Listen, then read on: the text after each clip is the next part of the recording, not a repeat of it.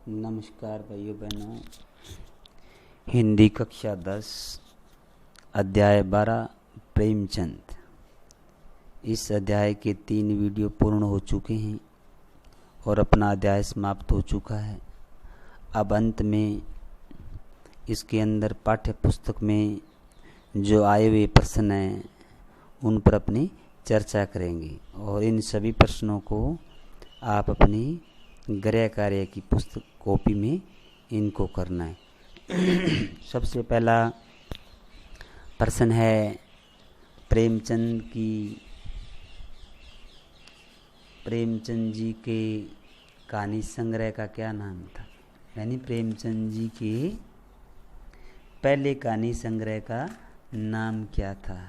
तो अपने इस अध्याय में अपने चर्चा की थी जब अपने जीवन परिचय और पाठ परिचय में पढ़ा था।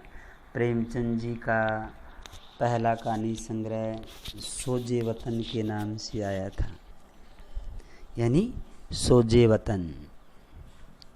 इसका उत्तर ये लिखना है जो 1908 में प्रकाशित हुआ था। सोजे वतन यानी देश का दर्द। उस समय देश बड़ी कठिनाई और पीड़ा और कष्ट में था। उसको ध्यान में रखकर प्रेमचंद जी ने देश की वास्तविक हालात को व्यक्त करने के लिए देशभक्ति से ओतप्रोत ये रचना थी। अंत में सरकार ने सोजे वतन नामक इनका जो कहानी संग्रह था उस पे अंग्रेज सरकार ने रोक लगा दी थी। तो अपने इस पहले प्रश्न का उत्तर बिल्कुल छोटा है, लेकिन मैंने इसको आपको विस्तृत बता दिया है।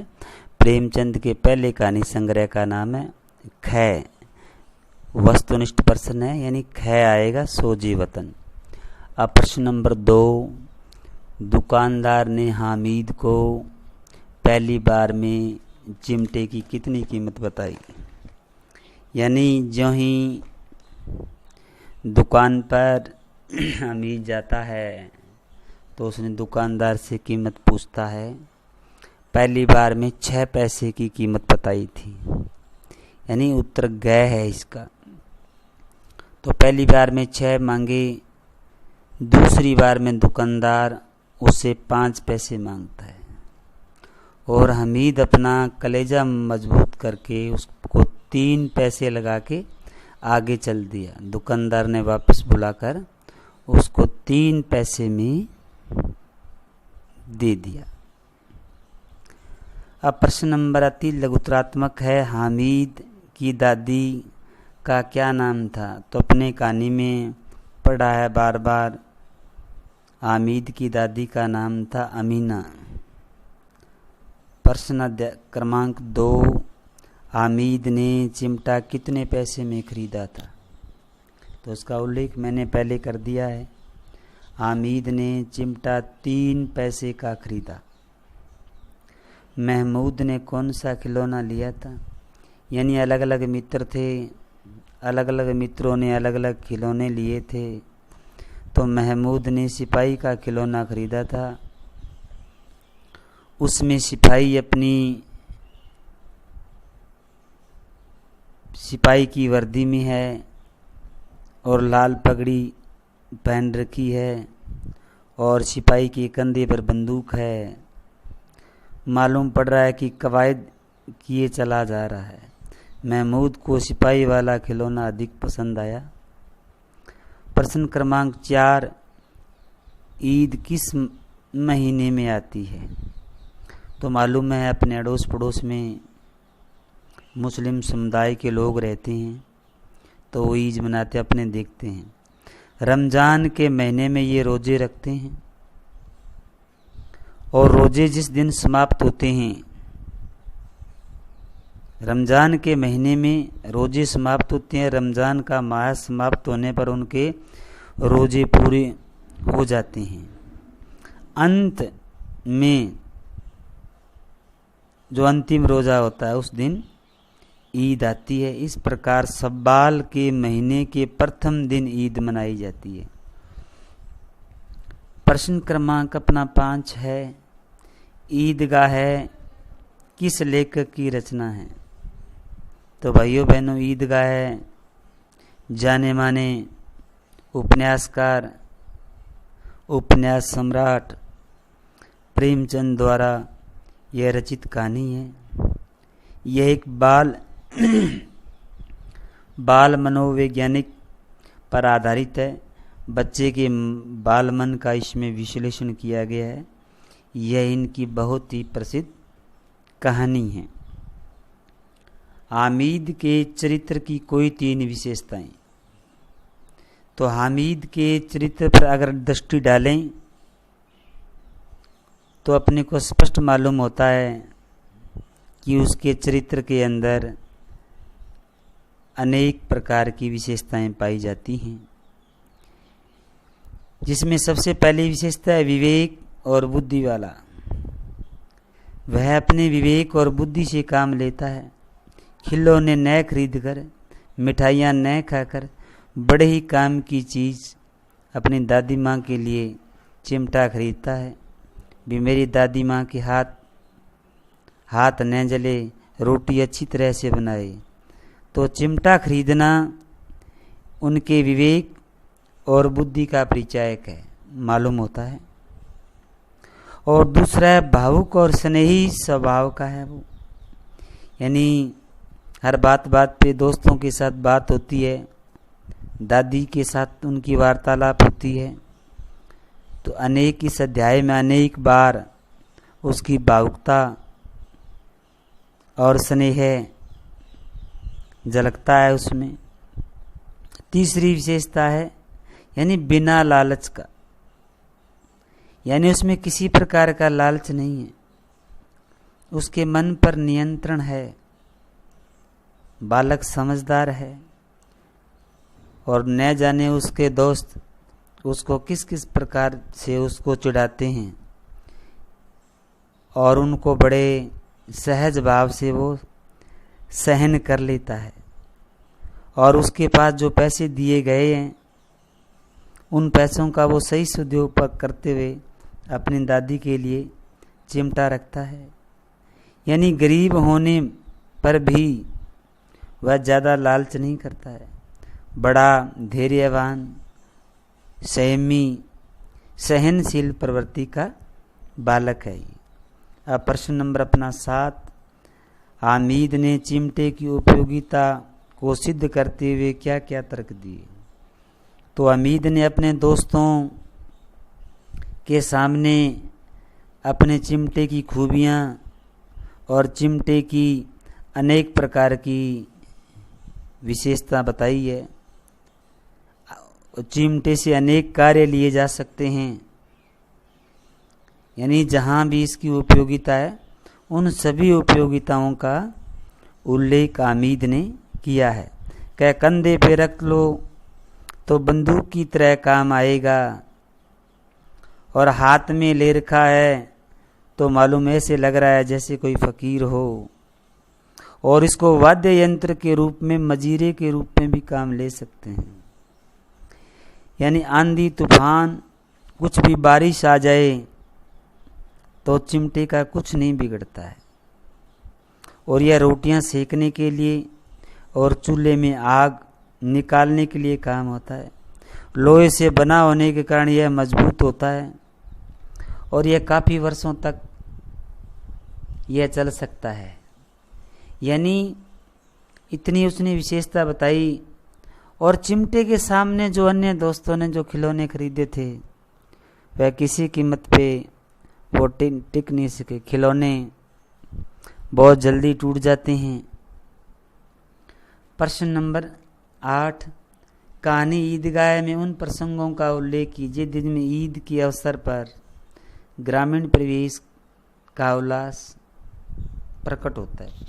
देखो, प्रेमचंद जी ने सबसे महत्वपूर्ण इस कहानी का नायक हामिद है। कहानी इसके इर्द गिर्द घूमती है और इसके साथ साथ भी प्रेमचंद जी ने गांव में किस प्रकार ईद बनाई जाती है, गांवों के लोगों का किस प्रकार रहन सहन है, यानी गांव का दृश्य कैसा है, गांव के मकान कैसे हैं, गांव के लोग कैसे हैं, यानी बड़े बारीकी से, बड़ी सूक्ष्म दृष्टि से इन्होंने एक ग्रामीण जीवन का बहुत ही अच्छे तरीके से इसमें प्रकट किया है। गांव में ईद आती है तो गांव में काफ़ी उल्लास आ जाता है। ईद के दिन सभी मुस्लिम भाई एक दूसरे को ईद की बधाई देते हैं। हर लोग नए कपड़े पहनते हैं और उस दिन सूर्य बड़ा ही मनोहर सुहावना वातावरण था। आकाश में लालिमा थी। गांव में बच्चे झुंड के रूप में इधर उधर फिर रहे हैं, एक दूसरों के घरों में जा रहे हैं और कुछ भैया इकट्ठे होकर समूह के रूप में मेला देखने जाते हैं। इस प्रकार गांव का बड़ा ही सुंदर, बड़ा ही मनोहारी परिवेश का प्रेमचंद जी ने अपने इस कहानी में चित्रण किया है। हामिद के अतिरिक्त इस कहानी के किस पात्र ने आपको सर्वाधिक प्रभावित किया और क्यों? देखो भाइयों बहनों, इस अध्याय में मुख्य रूप से इस कहानी का नायक हामिद है। हामिद के बाद अगर दूसरे पात्र पर दृष्टि डालें तो उसकी बूढ़ी दादी सभी को प्रभावित करती है। उसकी दशा, उसका हाव भाव, उसकी वार्तालाप से उसके चरित्र के बारे में देखकर हमें प्रभावित करती है। वह गरीब भी हो गई है, उम्र दराज होने के कारण बूढ़ी हो गई है और उसके बेटा और बहू ऐसमय उनका निधन हो जाता है और ऐसमय निधन होने के कारण अपने पोते हामिद की पूरी तरह से देखभाल करती है। उसे किसी प्रकार की कमी होने नहीं देती है। हर तरह से वो ख्याल करती है और वह घर में कपड़ों की सिलाई करके अपने जीवन का निर्वाह करती है। ईद के दिन गरीबी के कारण, घर में पैसे की कमी के कारण घर में जो पकवान बनाए जाते हैं उसकी उसको चिंता रखती है और अपने पुत्र हमीद को बहुत अधिक वो स्नेह अनुराग करती है और अल्लाह से वो दुआएं मांगती है। अब प्रश्न नंबर 10 निबंधात्मक। बच्चों में लालच एवं एक दूसरे से आगे निकल जाने की होड़ के साथ साथ निश्चलता भी मौजूद होती है। यानी बच्चों का बाल स्वरूप मन होता है और उनमें, उनके कार्य में, उनके बोलचाल में, उनके व्यवहार में हमें निश्चलता दिखाई देती है। जब बच्चे ईदगाह के समय मेले में जाते हैं तब खिलौने और मिठाइयों का ज़्यादा लालच होता है, क्योंकि बाल मन होता है। बच्चे मिठाई और खिलौने से ज़्यादा खुश रहते हैं और सभी बच्चे मिठाइयाँ और खिलौने लेते हैं, परंतु हामिद का मन ललचाने पर स्थिर हो जाता है। वो न तो खिलौने खरीदता है और न ही वह चिमटा खरीदता है। इस तरह वह अन्य बच्चों से अच्छी चीज़ खरीद कर अपने घर लाता है, पैसे का सही सदुपयोग करता है और घर में चिमटा खरीद के लाता है और उस चिमटे की घर में वास्तविक उपयोगिता है। वह वास्तविक उपयोगिता जानकर उस चिमटे खरीदने को वो का निर्णय लेता है। ईद के दिन बच्चों को बहुत जल्दी होती है। लोग ईदगाह क्यों नहीं चले जाते, भी जल्दी जल्दी ईद का समय हो जाए। गांव के लोग जब मेला देखने जाते हैं तो बच्चे एक दूसरे से दौड़ में आगे निकल जाते हैं। बच्चों में दूसरों से आगे निकलने की होड़ की भावना है। हामिद के साथियों ने खिलौने खरीदे, वे अपने अपने खिलौनों की प्रशंसा बढ़ा चढ़ाकर करते हैं। महमूद ने अपने सिपाही की प्रशंसा की, नूरी ने अपने वकील की। हामिद मिठाई नहीं खरीद सकता था। उसने मिठाइयों के बारे में और मिठाइयों से होने वाले नुकसान के बारे में उन्होंने अपने दोस्तों के आगे जिक्र किया। और चिमटा खरीदता है और चिमटे के गुणों के बारे में भी वो उल्लेख करता है और एक से बढ़कर एक चिमटे का उदाहरण देता है। तब बाल सुलभ निश्चलता के कारण बच्चों ने अपने खिलौने देखकर बदले में चिमटा देने के लिए हामिद से आग्रह किया। चिमटे का उन पर ऐसा सिक्का जमा दिया कि उसके पास और पैसे होते तो वो चिमटा खरीदते। इस प्रकार खिलौना प्रसंग में विद्यमान होड़ की प्रवृत्ति भी दर्शाता है।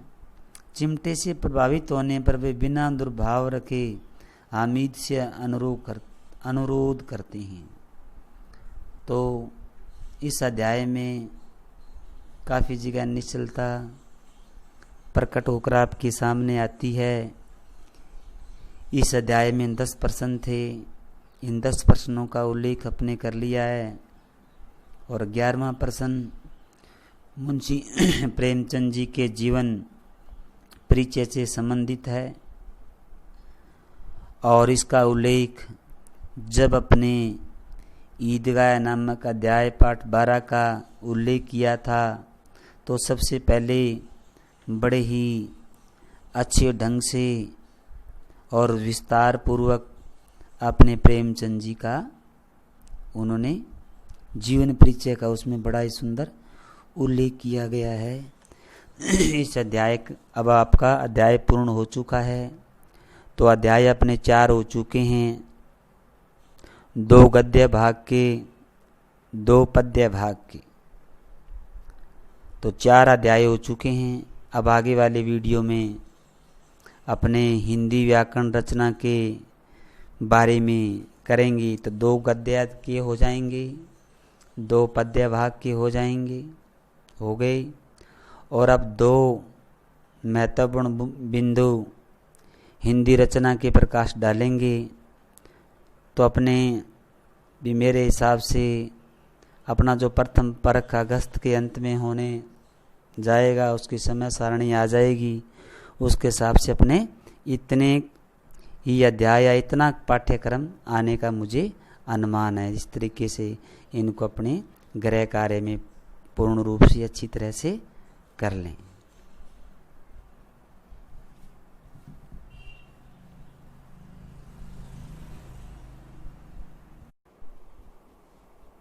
नमस्कार भाइयों बहनों, हिंदी कक्षा 10 अध्याय 12 प्रेमचंद।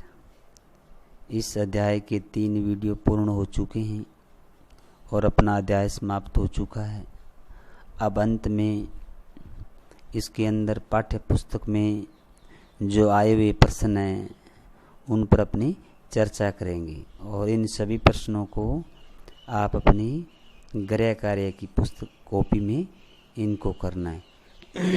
सबसे पहला प्रश्न है प्रेमचंद जी के कहानी संग्रह का क्या नाम था। यानी प्रेमचंद जी के पहले